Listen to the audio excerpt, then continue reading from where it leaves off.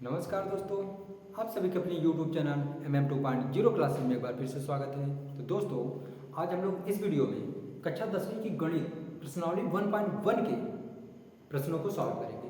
इसके पहले वाले वीडियो में दोस्तों हम पहले प्रश्नों को सॉल्व कर चुके हैं। तो पहले प्रश्न के अंदर 3 प्रश्न था, मतलब 1 2 3 करके था रोमन नंबर में। मतलब अगर देखा जाए पहले प्रश्न के अंदर 3 प्रश्न थे। अब आज के डेट में हम लोग कौन सा प्रश्न देखेंगे? दूसरे के साथ साथ तीसरा भी देख लेंगे। तो दूसरे प्रश्न को दोस्तों देखते हैं क्या क्या रखा है।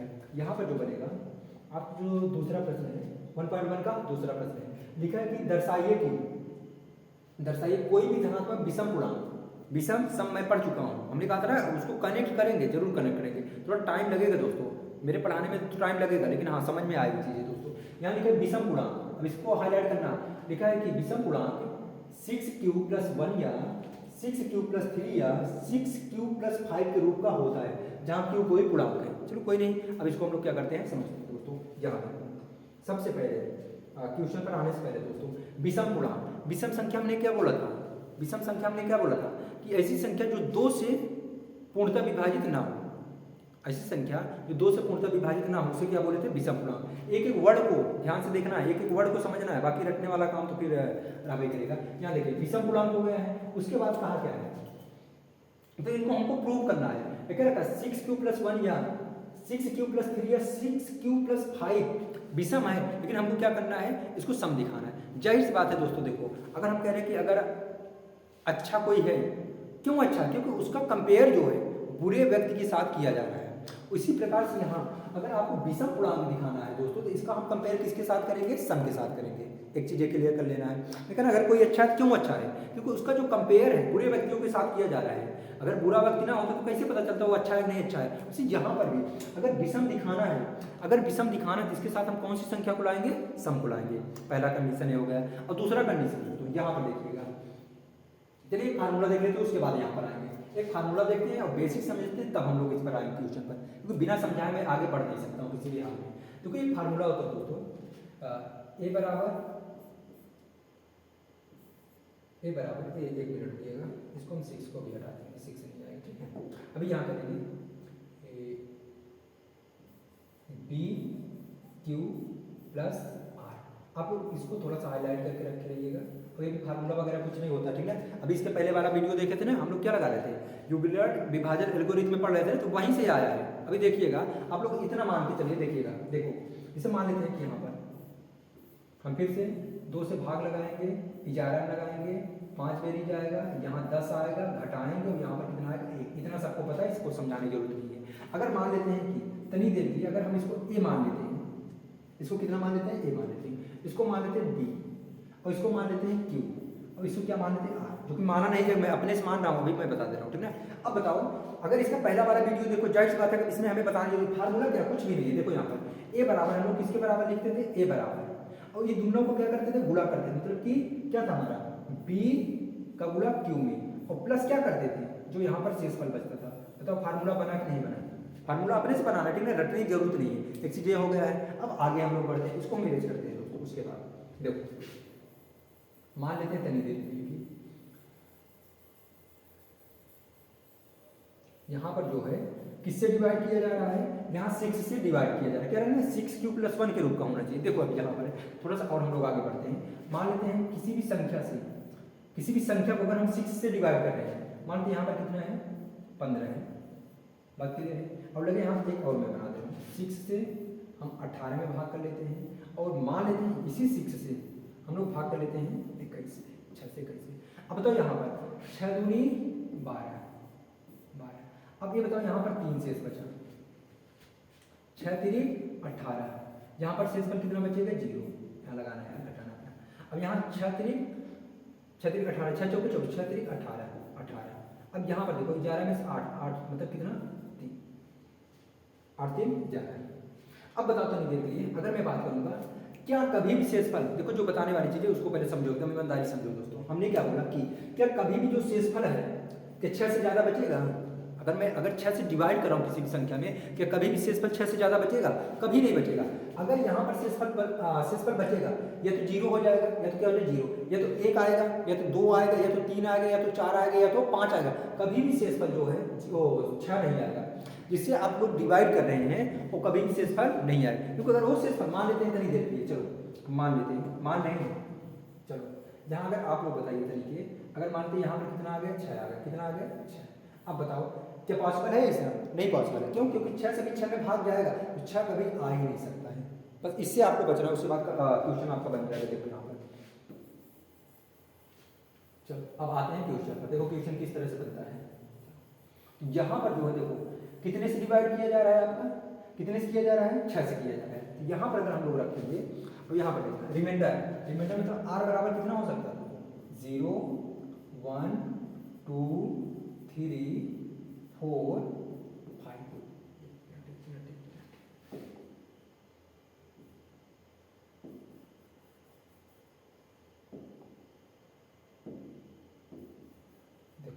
यहाँ पर कितना लिखा जाएगा 1 2 3। चलो अच्छा बताओ, अब मैं फिर से अगर पूछूंगा, अगर यहीं पर 3q + 1 होता, यहाँ पर अगर मैं पूछता हूँ रिमाइंडर कितना बचेगा, तो कितने डिवाइड हो रहा है 3 से, मतलब 3 से। यहाँ पर जो रिमाइंडर जो शेषफल बचेगा 0 1 2 3 कभी नहीं बचेगा। इससे आप लोग बचिएगा, ठीक ना, क्योंकि अभी जो चौथा पांचवा क्वेश्चन है इसी तरह से हमको सॉल्व करना है। तो यहाँ पर बताओ आपको तरीके।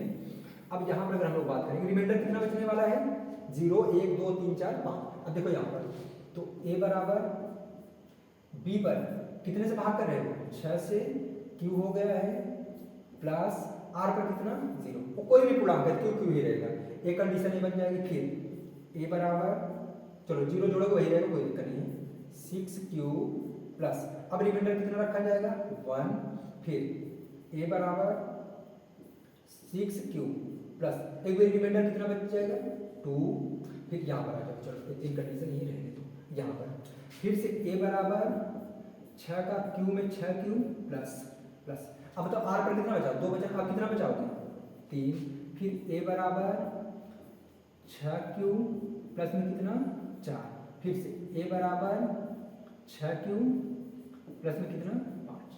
क्लियर है? अगर हम लोग बात करेंगे यहाँ पर, इससे ज़्यादा यहाँ पर रिमाइंडर नहीं बच सकता है।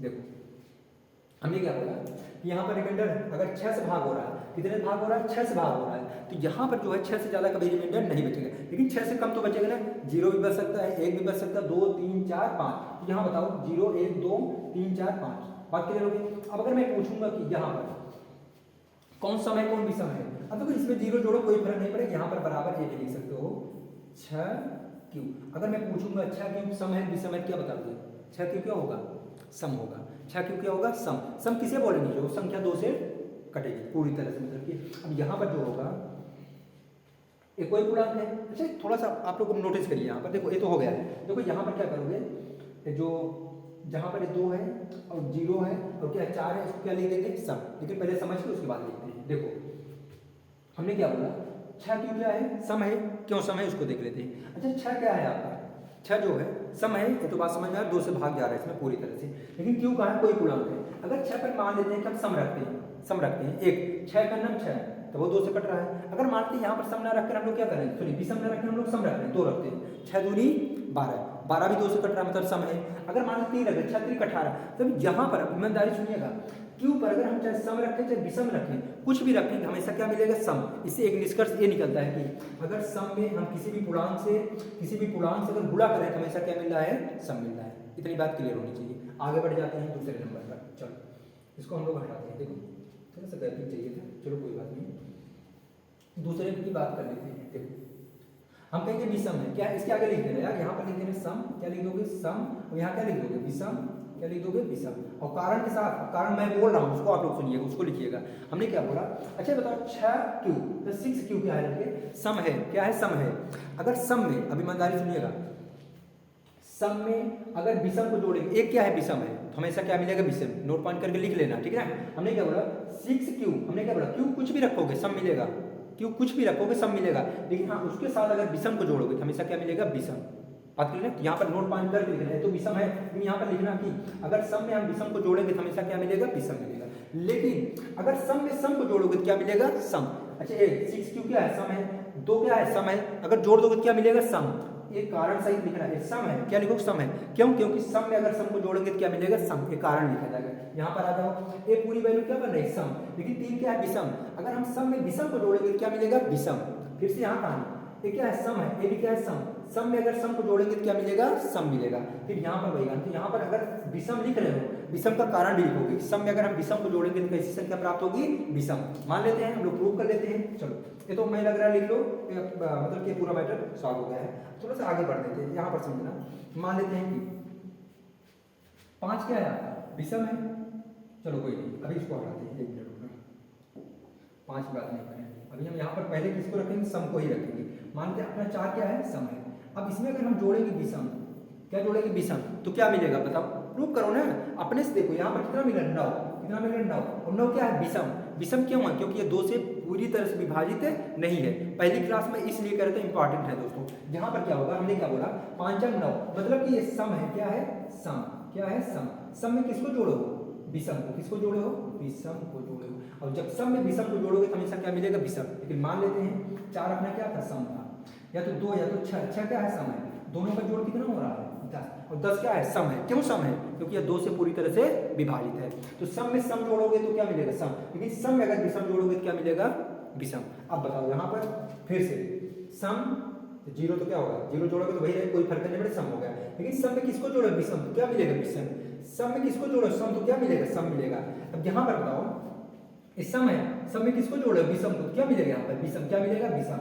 अब यहाँ पर फिर से सम में सम को जोड़ो, क्या मिलेगा, सम। सम में विषम को जोड़ो, क्या मिलेगा, विषम। क्या मिलेगा, विषम। हमें लग रहा है बात क्लियर हो गई। अगला प्रश्न देखते हैं दोस्तों, ठीक ना। अगला प्रश्न, एक मिनट रुकिएगा। अगला प्रश्न लगे हाथ, इसको भी सॉल्व कर लेते हैं, ठीक है, क्योंकि हाँ चलो ठीक है। जो आपका तीसरा प्रश्न है, उसके बाद 2 प्रश्न बचेंगे, हम अगले वीडियो में देखेंगे, ठीक है। चलो इसको क्रॉप करके यहाँ आते हैं, 1 मिनट रुकिएगा, ठीक है। चलो थोड़ा हो गया।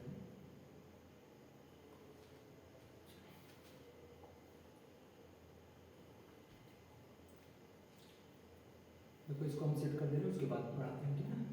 तीसरा क्वेश्चन हो जाएगा, 5 क्वेश्चन है, जिसमें पूरी तरह देख नहीं पाए हैं, देख लेते हैं उसको कितना परसेंट है।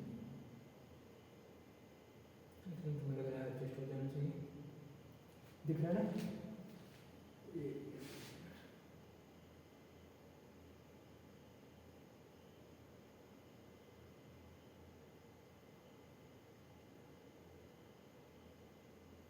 चलो मैं एडजस्ट कर लीजिए।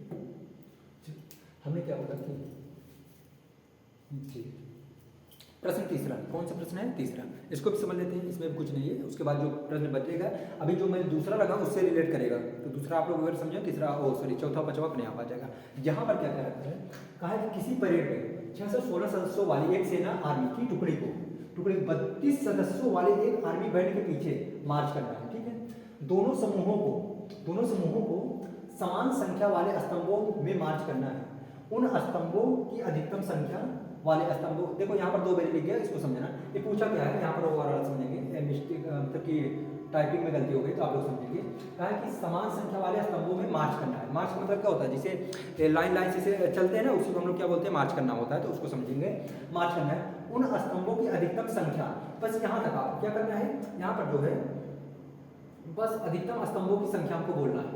अधिकतम स्तंभों की संख्या, यहाँ पर देखिएगा, संख्या तक हम लोग निकालें, ठीक है। अधिकतम संख्या क्या है, हाँ ये सब फर्जी हो जा रहा है, ठीक है। ठीक है, अधिकतम स्तंभों की संख्या, चलो देखो यहाँ से हम लोग हटा दें अधिकतम स्तंभ। इसको देखो 2 बार लिख दिया गया, मैं इसको यहाँ से काट रहा हूँ, ठीक है, यहाँ तक काट रहा हूँ। देखो अब देखो, अब फिर से पढ़ते हैं। लिखा है कि किसी परेड में 616 सदस्यों वाली एक सेना आर्मी की टुकड़ी को क्या करना है, अब 32 सदस्यों वाले एक आर्मी बैंड के पीछे मार्च करना है। आपके पास होगा, आप लोग देखेंगे, दोनों समूहों को दोनों समान संख्या वाले स्तंभों में मार्च करना, ठीक है। उन स्तंभों की अधिकतम संख्या क्या है जिनमें वे मार्च कर सकते हैं दोस्तों। अब देखो यहाँ पर एक मैं क्लू बता रहा हूँ, ठीक है ना। अभी के लिए देखो यहाँ पर जो है एक वर्ड क्या आया है, अधिकतम संख्या। क्या आया है, अधिकतम संख्या। और जब अधिकतम संख्या की बात करें हमेशा क्या निकालोगे, HCF। अधिकतम संख्या का मतलब क्या, HCF। अगर मैं बात करूँ, अब इससे जस्ट विपरीत आओ, हमने क्या बोला ना, अगर यहाँ HCF है तो LCM भी पढ़ो, क्योंकि जस्ट इसी चैप्टर में पढ़ना है सब चीज। अगर यहाँ पर अधिकतम का मतलब अगर HCF हो रहा है तो अधिकतम, अब यहाँ पर क्या होगा, इसके जस्ट अपोजिट क्या होगा, कम से कम। अगर कम से कम कहेगा तब क्या निकालोगे, LCM। और ज्यादा से ज्यादा कहेगा तब क्या करोगे, HCF। बड़ी से बड़ी संख्या कहेगा तो क्या निकालोगे, HCF। मतलब इसमें सीधा सीधा हम लोग क्या कर सकते हैं, अगर यहाँ पर आंसर करें तो HCF क्या निकालेंगे, HCF किसका, आपका 616, 32।